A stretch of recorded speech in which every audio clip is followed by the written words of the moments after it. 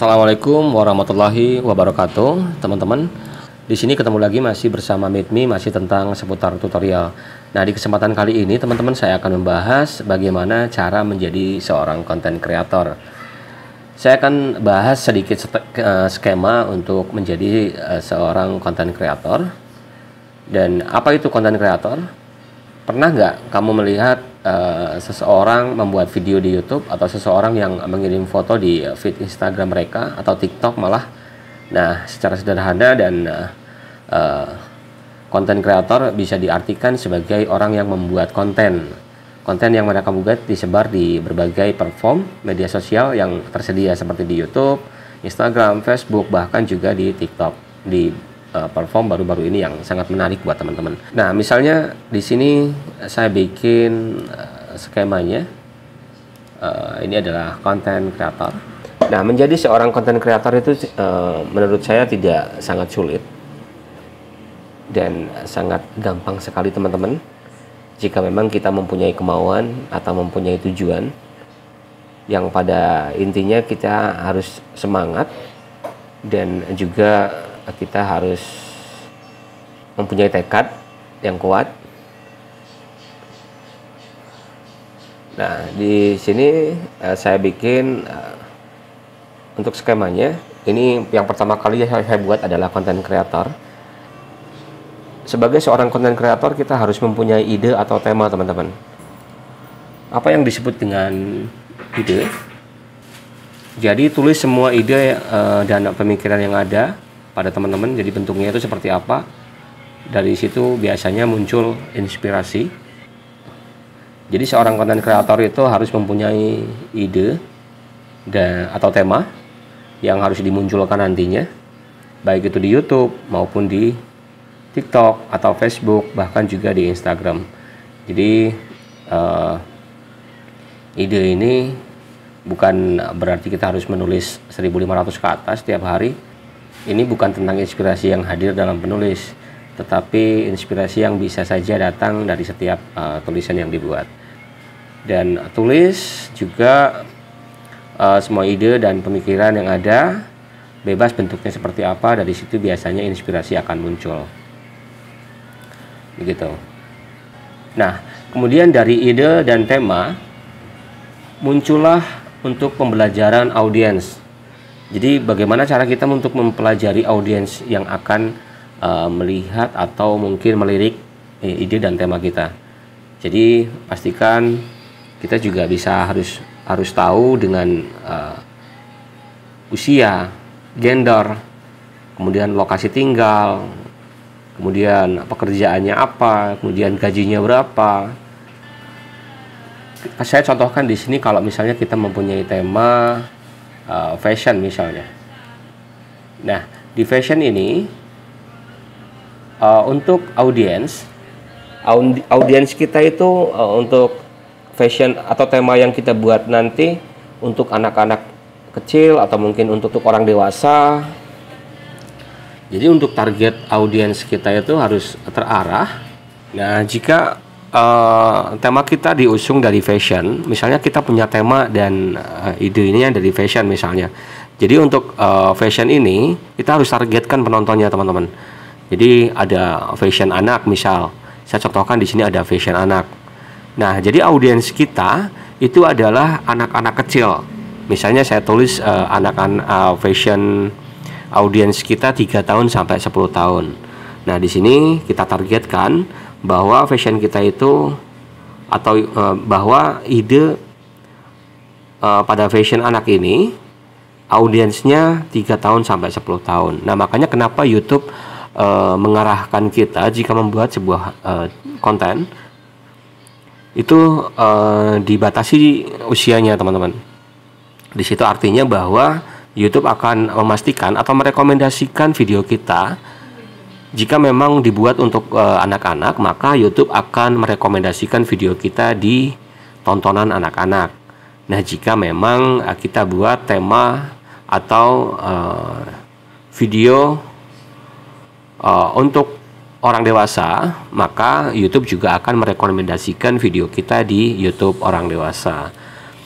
Karena itu adalah salah satu ketentuan YouTube yang harus kita jalankan, berbeda dengan konten kreator yang ada di Instagram atau TikTok, teman-teman. Itu kita bebas di sana. Ini setelah anak-anak, di sini misal ada target fashion kita ini atau tema yang kita usung adalah tema dewasa misal.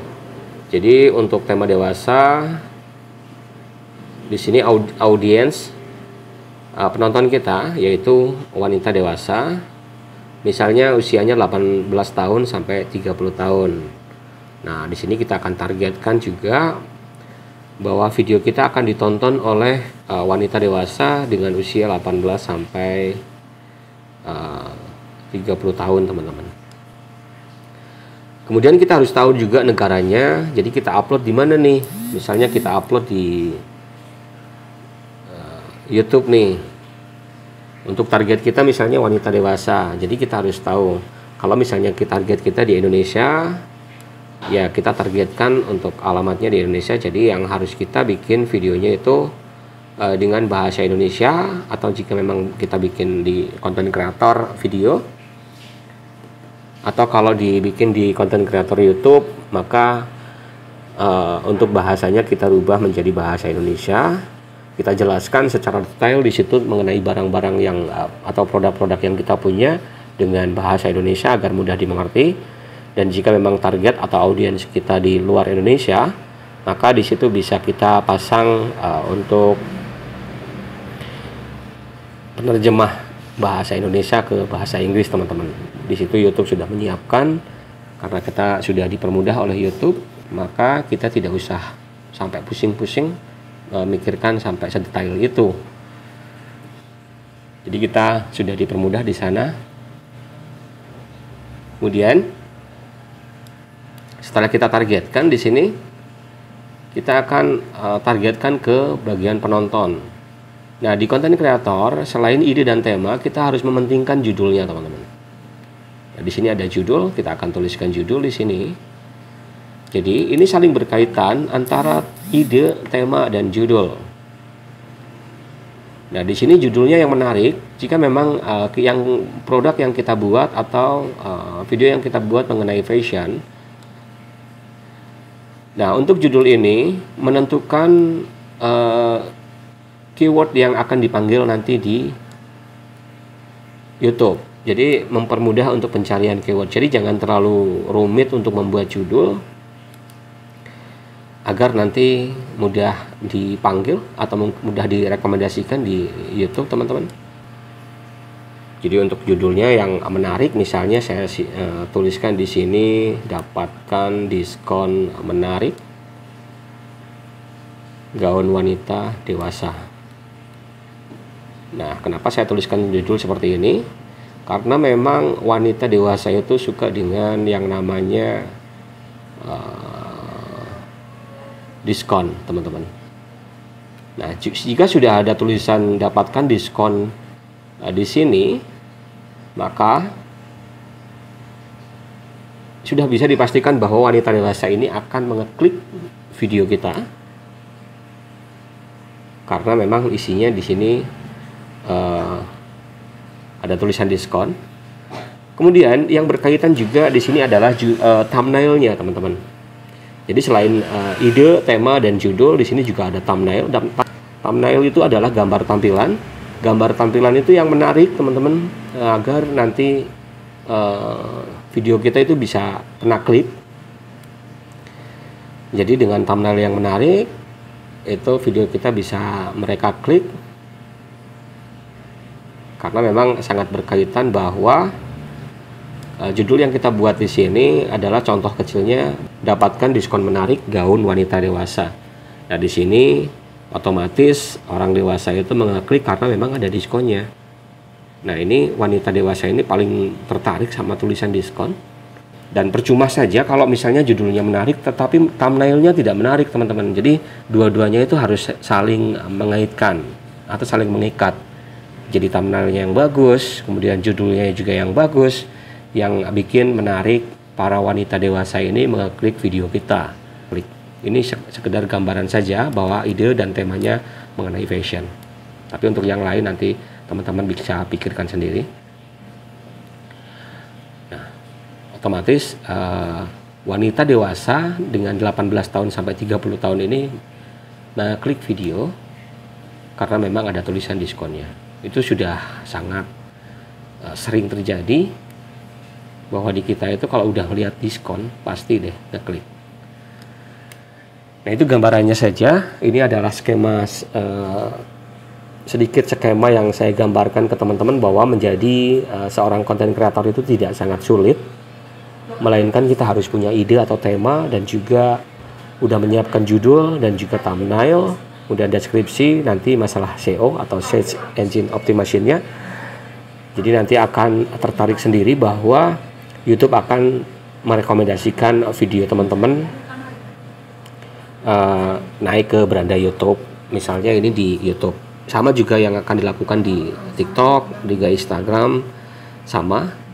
Yang menarik adalah jenis tema dan judul menarik, tema menarik, kemudian thumbnail atau tampilan gambarnya menarik, itu sudah pasti akan naik di beranda YouTube teman-teman.